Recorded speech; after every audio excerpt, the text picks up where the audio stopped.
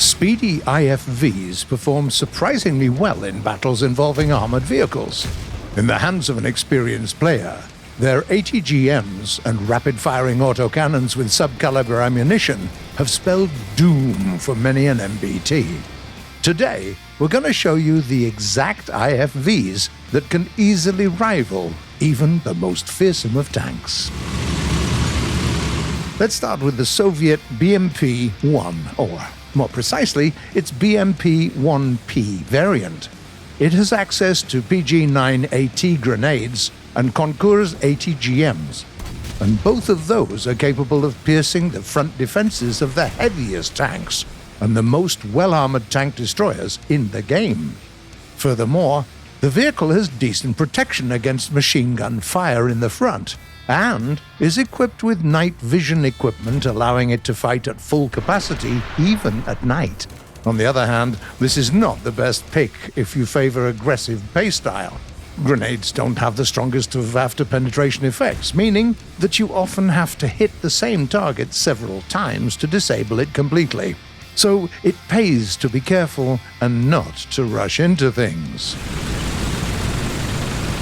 Then we have the American M3 Bradley.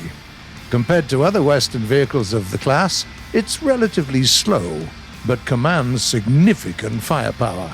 A quick-firing Bushmaster autocannon with a two-plane stabilizer makes short work of any enemy AA vehicles and light tanks. If you run into something less squishy, you can deal with it by firing two TOW ATGMs off in quick succession. Furthermore, your gunner can use thermal sights, which is kind of a big deal on a vehicle with a BR of 8.0. On the other hand, your subcaliber rounds won't break any records with their penetration rate, and you have to elevate the launcher to firing position every time you want to use it, and that takes time. The next vehicle on the list is the British Warrior. This one is pretty damn fast. It can go at 75 kph while both advancing and reversing, which is insane. The Milan 2 ATGM makes short work of enemy armor, while its Radan automatic cannon can easily deal with light vehicles with its APDS belt. Keep in mind that the Warrior is best used for flanking maneuvers and ambushes. It's not a good idea to have too much heat on you at any time. Your ATGM can't be used on the go, and your main gun isn't stabilized, so be careful.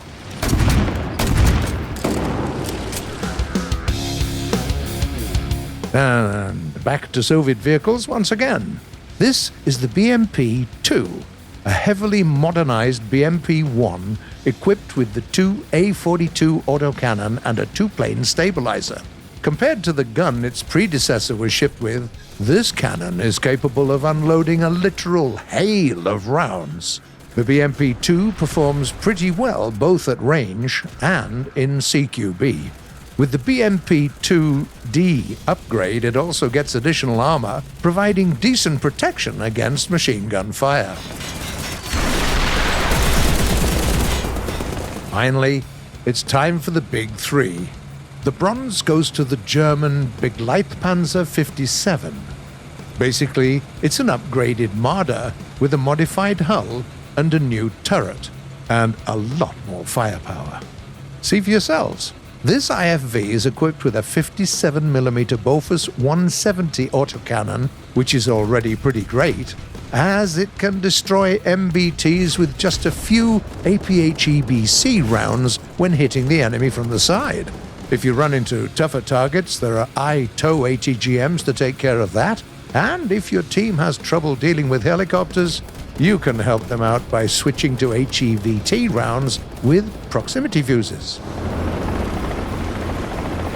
Then we have the majestic Japanese Type 89. Simply put, it just has a lot of things to offer. A 35mm Oerlikon autocannon that can use a few different rounds, ATGMs with high penetration rates, thermal sights, excellent mobility, and armor configuration that is almost on par with what is usually given to light tanks. While used to support the team, the Type 89 is effective at any range, It can shut down MBTs and medium tanks up close with its autocannon, and its ATGMs are great at dealing with enemies at range. The best part is that the Type 89 can fire ATGMs on the move. And here it is, the absolute beast of its class, the Swedish Strf 90C. This is the only IFV that has no access to ATGMs at all. Wait, don't leave! There's a catch. Apart from conventional ammo, its rapid-fire 40mm autocannon can also fire HEVT rounds with proximity fuses, and even APFSDS rounds.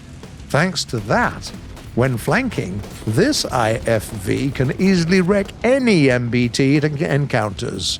At the same time, you don't have to be concerned about enemy SPAA vehicles, because the STRF-90 is fitted with pretty sturdy armor, providing ample protection against autocannons and high-caliber machine guns.